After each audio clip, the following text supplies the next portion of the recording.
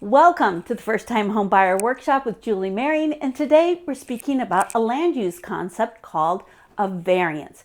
Now, you might think that this is silly, a ridiculous topic, but as soon as you get settled in your house, this concept is that it's easy to overlook when you get caught up in the excitement of buying your first home. But let me tell you, understanding this will allow you peace of mind for your future plans. Here on this channel, we're all about empowering first-time homebuyers with knowledge that you need to make informed decisions. Because as you know, there are 5 professions involved in your home buying journey, from bankers to inspectors to brokers to attorneys and appraiser. Each of them has their own industry standards, certifications, and knowledge that you need to absorb. And guess what? You've got to make sense of all of this in a very short time frame. Trying to absorb all of this while making one of the biggest purchases of your life can make you feel overwhelmed, which is why I do these short, info-packed content pieces to help you along the way. You're busy, I get it, but I want you to walk away from each episode with one solid nugget of information before you embark on this huge purchase.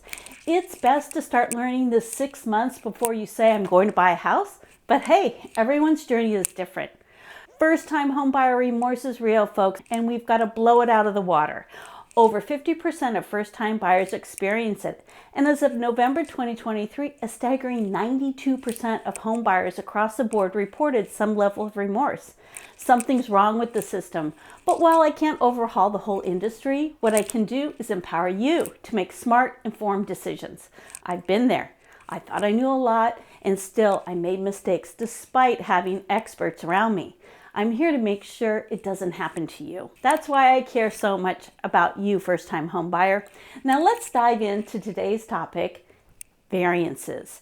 Today we're exploring the exceptions to the zoning rules of law, most of the time titled variances within the zoning code.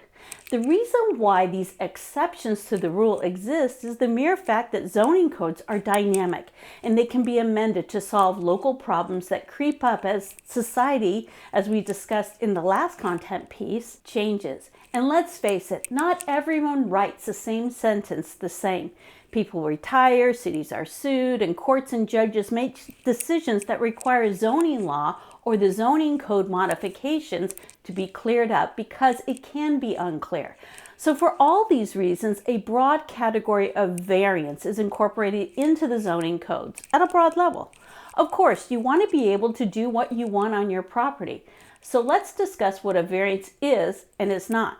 A variance is a process that is delineated within the local zoning code that allows property owners under certain conditions to vary from the existing code because the land cannot meet the development regulations of the zone.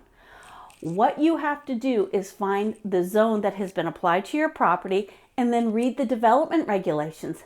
And then, depending upon how old or how it is organized and where to look, it can be quite confusing. Now, a variance is varying from the code, as I just said, hence variance, and it applies to the built structures on the land, anything over 36 inches in height. Now, why 36? Because that is the height that triggers the building permit. But no too, if you have a deck or something like that, it might be lower in height, so you still need to check with planning and zoning and the building department. Variances do not apply to use. That is a whole different category. Use applies to what people or animals are doing on the land. For example, a residential use, or maybe somebody has a home-based business that is a use. You can't touch the use.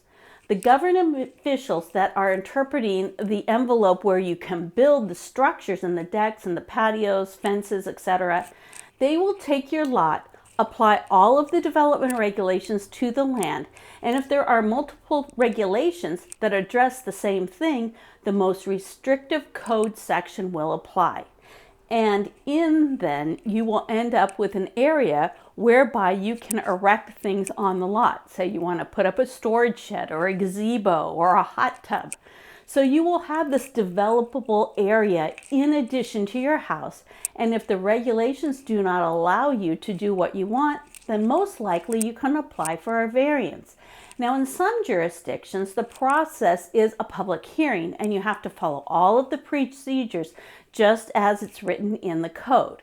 And in other areas, sometimes there's administrative processes. When you enter into this type of situation, you and the local government will base it on something called findings. And there may be one or more findings that needs to be made in order for the variance to be granted. You will need to work with the staff and make sure you can meet the findings. Otherwise, most likely, the variance will be denied, and it will just cost a lot of money. When I was a planning director, the jurisdiction where I worked routinely approved variances. However, I remember this one case. This lady came in and she wanted to build a Kiva fireplace right on her property line. And I looked at the land and there was really no restrictions impacting her lot. Meaning, for example, she wasn't in a flood zone, nor did she live on a hillside, as an example. She really just wanted to do it because she wanted it. So I presented the project with a recommendation of denial to the approving board. Now, I must mention this board was a political board, and sure enough, she got her approval. The board said they would let her do it, but she needs to build the structure immediately. So just because the staff, or if it doesn't look like it will be approved, sometimes it can be. As a planner, I was really annoyed, but I had to respect the approving body's decision. By the way, she was in the office the next day pulling her building permit. Now be aware, some towns, cities, counties may call the variance process something slightly different because we have in the United States what my former boss called designer zoning, meaning that every town thinks their area is unique and special. So local officials rename terms for their area. However, in truth, it's all the same procedure because this is land use law. If you want to add a use that is not permitted in the zoning classification that applies to a house that you're thinking of buying, then you might want to look under a category that talks about uses. In certain situations, and most of the time, part of that code is discussed as conditional uses or special permits. If you read those sections and do not see the use you want to have on your land in that area, well, there is a process for that too. Usually it's a determination by a zoning administrator, planning director, or sometimes an attorney for the jurisdictions where they will have to render a certain use similar to another type of use. And then two, other types of uses, if allowed in a zone, are allowed via conditional or a special use permit. Those could then require a zoning code amendment as well. Do you need to know this when buying a house? The resounding answer is yes. And when looking at a house, talking about what you might want to do in the future will be very, very helpful. But of course, things change too, and you might not know, or you might change your mind. And that's okay, first-time home buyer. In the First-Time Homebuyer Workshop, we do cover a zoning analysis, so if you join us there, you'll be able to walk through your applicable zoning code, and I am a strong advocate. You need to know your way around a zoning code. As recently as November 2023, Homebuyer Remorse, emphasis on home buyer, which could be a first time, a second time, an investor, a vacation house buyer, any type of home buyer was 92% remorse.